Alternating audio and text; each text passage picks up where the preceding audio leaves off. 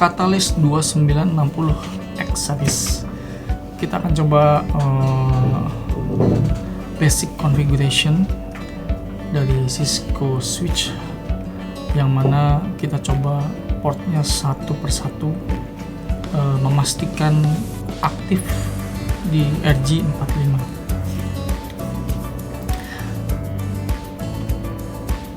Oke, pertama-tama kita untuk awalnya kita tekan tombol mode untuk beberapa detik. Setelah itu tunggu berkedip. Setelah selesai, nanti layar akan menampilkan satu loading, lalu kita tunggu.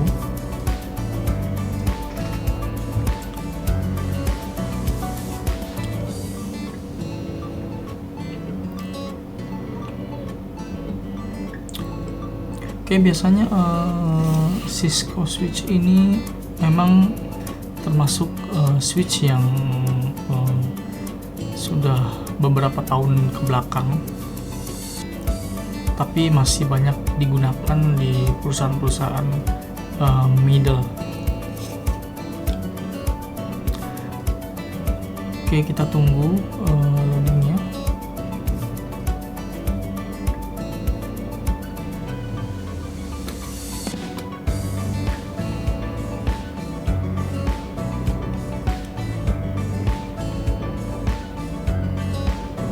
Jika sudah selesai untuk tekan muncul di layar ini, loading seperti ini, dilepas ya teman-teman untuk tombol modenya.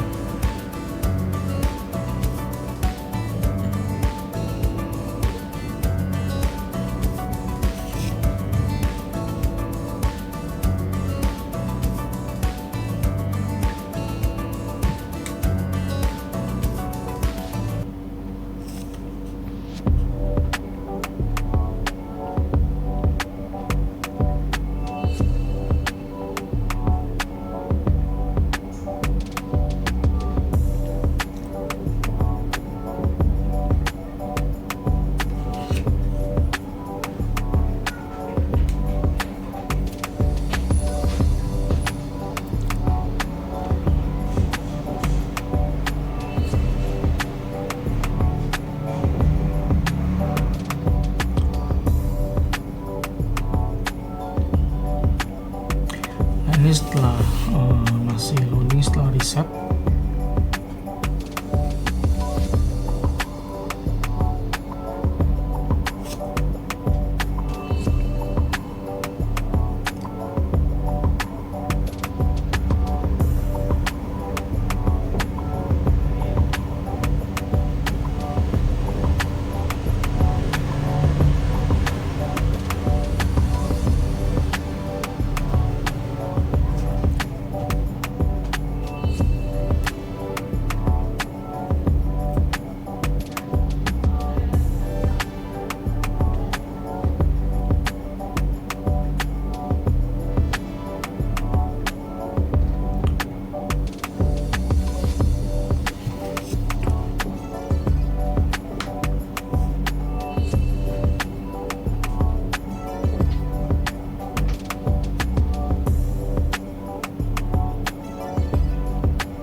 Oke, ini agak lama ya teman-teman, tapi performa dari switch Catalyst 2960 ini memang bagus.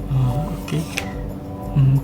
Kita ini setup configuration yang wizard yang akan dilakukan oleh switch, tapi kita manual saja.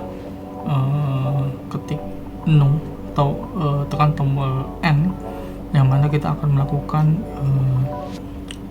basic konfigurasi secara manual.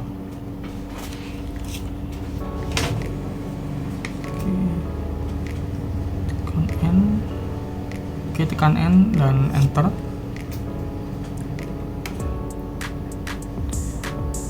Nah, kita masuk ke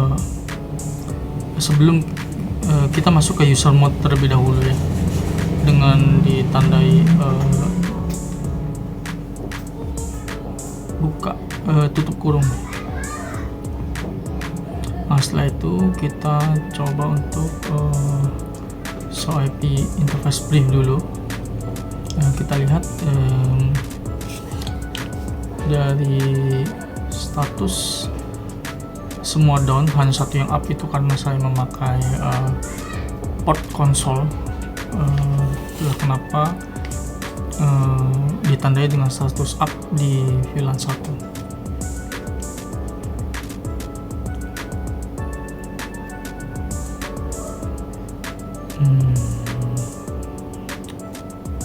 Di sini ada semua port ditampilkan ya.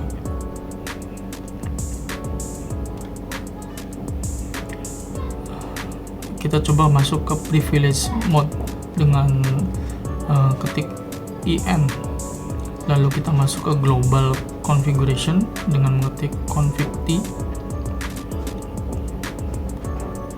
ditandai dengan ada tulisan config-nya di belakang, yang mana kita siap untuk mengkonfigurasi switch Catalyst 2960 ini.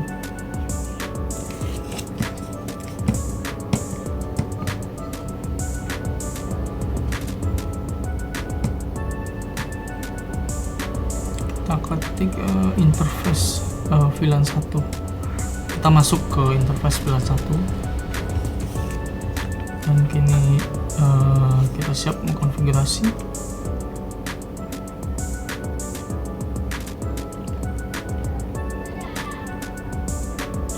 Kita cek dulu IP address, kita masukkannya IP address 192.168.1.1, dan untuk subnet max-nya 255.255.255.0, yang mana ini subnet max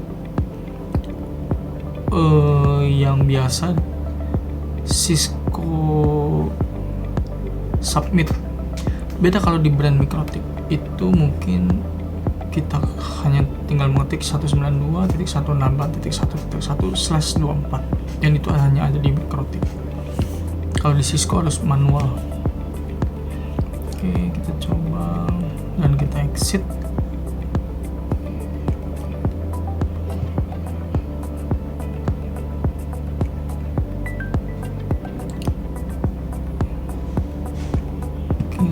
Sekarang kita lihat ya, IP untuk IP yang kita sudah daftarkan, apakah sudah di capture oleh switch.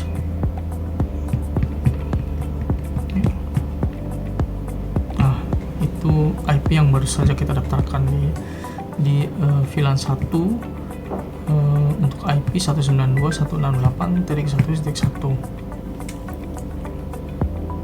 Di VLAN 1 ini sudah by default memang ada di setiap port ya teman-teman.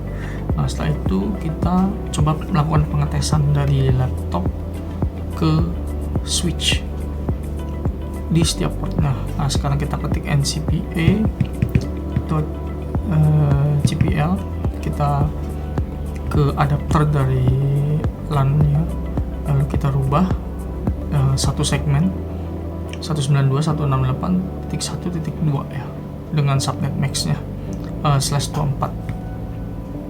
Lalu kita close, lalu kita coba hubungkan dari laptop ke port 2 dulu, port 2. Nah, setelah kita coba plug in ke port 2, lalu kita coba ping dari laptop ke IP dari switch 192.168.1.1. Nah, nanti kita coba tunggu dulu, ini masih proses. Nah, sekarang sudah reply. Itu tandanya port 2 dari switch berfungsi. Nah, kita coba cabut dan pasang kembali di port ketiga. Jika itu reply, maka port 3 juga berfungsi.